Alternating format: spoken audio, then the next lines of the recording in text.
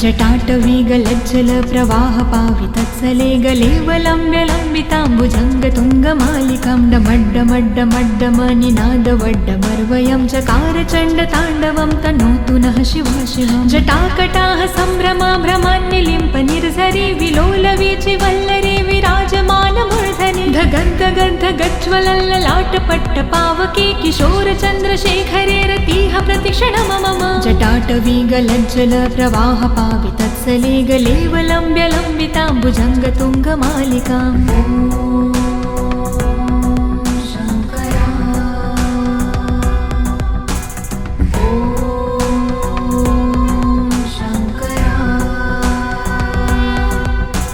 धराधरेन्द्रनन्दिनी विलासबन्धुबन्धुरसुराद्रिगन्धसन्तति प्रमोदमान मानसे कृपाकटाक्षधारिणी निरुद्धदुर्धरापदे कवचदिगम्बरे मनो विनोदमेतु वस्तुनि। जटाभुजङ्गपिङ्गलस्फुरत्फणामणि प्रभा कदम्बकुङ्कुमाद्रवा प्रलिप्तदिग्वधूमुखे मदान्धसिन्धुरस्फुरत्वगुत्तरीयमेदुरे मनो विनोदधुत्तं बिम्भर्तु भूतभर्तरे।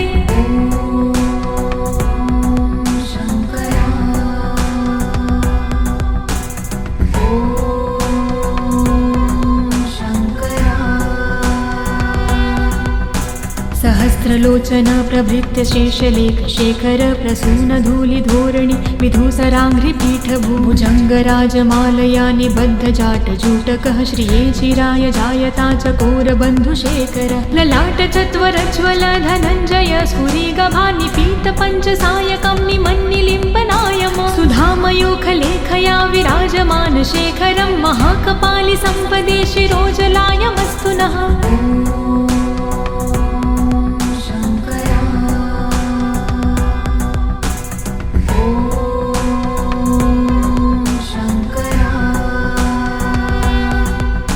करालभालपट्टिकाधगद्धगद्धगज्ज्वल धनञ्जयाधरीकृत प्रचण्ड पञ्चसायके धराधरेन्द्रनन्दिनी कुचाग्रचितपत्रक प्रकल्पनैकशिल्पिनी त्रिलोचने मते मम। नवीनमेघमण्डली निरुद्धदुर्धरस्फुरत् कहोनिशीथिनी तमः प्रबन्धबन्धुकन्धरः निलम्पि निर्झरीधरस्तनोतु कृत्तिसिन्धुरः कलानिधानबन्धुरः श्रियं जगन्धधुरधरः।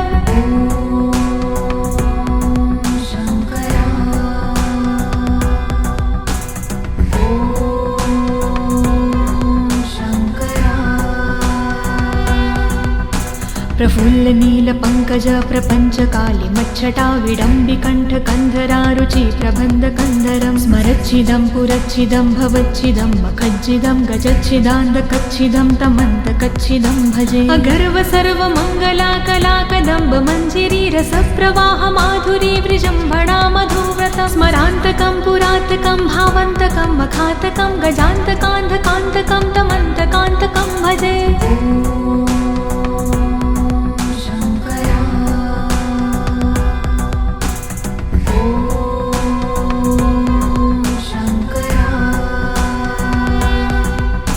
जयद्वद ब्रवीभ्रम भ्रमद्द जङ्गमस्फुर धगद्धगद्विनिर्गमत्करालबालहव्यव धिमिद्धिमिद्धिमिद्धिमिन्मृदङ्गतुङ्गमङ्गलं ध्वनिक्रम प्रवर्तित प्रचण्डताण्डव शिव। दृशाद्विचित्रतल्पयोर्भुजङ्गमौक्तिकं स्रजो गरिष्ठरत्नलोष्टयो सह द्विपक्षपक्षयो त्रिणारविन्दचक्षुषो प्रजामहिन् महेन्द्रयो समं प्रवर्तयन्मनः कदा सदा शिवं भजे।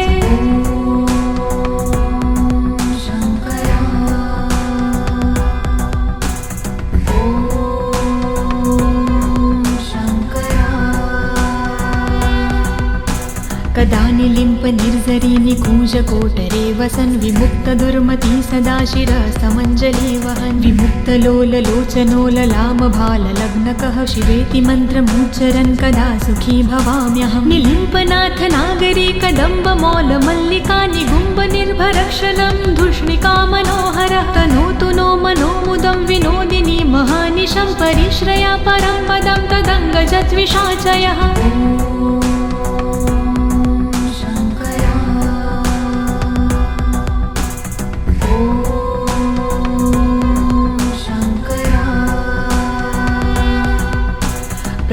मुकुटवाडवानलप्रभाशुभप्रचारिणी महाष्टिसिद्धकामिनी जनावहूतजल्पना विमुक्तवामलोचनो विवाहकालिकध्वनि शिवेति मन्त्रभूषगो जगज्जयाय जायता इमं हि नित्यमेव मुक्तमुक्तमोतं स्तवं पठन् स्मरन् ब्रुवन्नरो विशुद्धमेति सन्ततं हरे गुरो सुभक्तिमाशु याति नायशागति विमोहनं हि देहनातु शङ्करस्य चिन्तनम्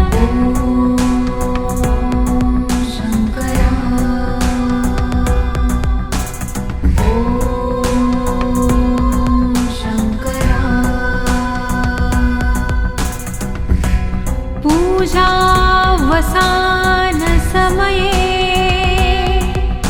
दशवक्त्रगीतं यः शम्भो पूजन्मिदं पठति प्रदोषे तस्य स्थिरा रथगजेन्द्र